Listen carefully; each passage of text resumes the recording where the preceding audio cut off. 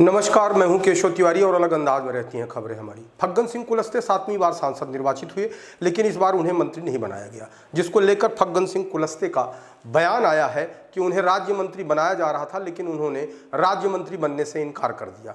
ऐसे ही नेता भारतीय जनता पार्टी के लिए सरदर्द है।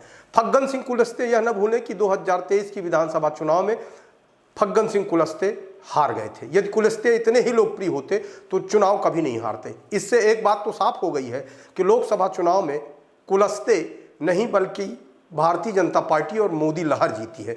यदि कुलस्ते इतने लोकप्रिय होते तो उन्हें निर्दलीय चुनाव लड़कर अपनी लोकप्रियता का अंदाजा कर लेना चाहिए।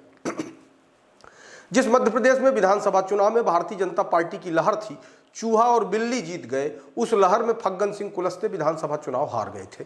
मध्य प्रदेश की जनता केंद्र में नरेंद्र मोदी की सरकार देखना चाहती थी। इस लिहाज से 29 की 29 सीट भारतीय जनता पार्टी की झोली में डाल दी, जिसके चलते कुलस्ते भी लोकसभा चुनाव जीत गए। कुलस्ते को भारतीय जनता पार्टी ने 3 बार केंद्रीय राज्य मंत्री बनाया है। यदि कुलस्ते से 3 बार के कार्यकाल का लेखा जोखा पूछ लिया जाए तो शायद उनकी उपलब्धियां शून्य ही होंगी, लेकिन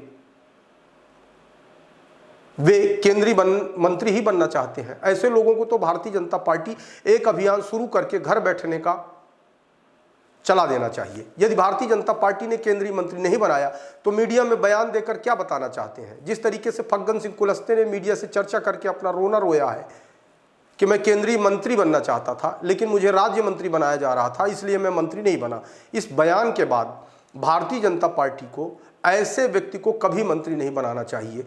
फग्गन सिंह कुलस्ते आदिवासियों के बीच में कितनी लोकप्रिय हैं, विधानसभा चुनाव के दौरान यह समझ में आ गया है।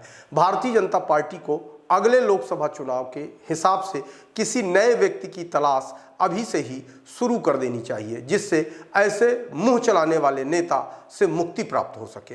आपको हमारी खबरें कैसी लगती हैं, कमेंट बॉक्स में आके कमेंट कर सकते हैं, लाइक कर सकते हैं, शेयर कर सकते हैं। और यदि आपको विशाल खबर चैनल की खबरें अच्छी लगती हैं तो विशाल खबर चैनल को सब्सक्राइब करना न भूलें।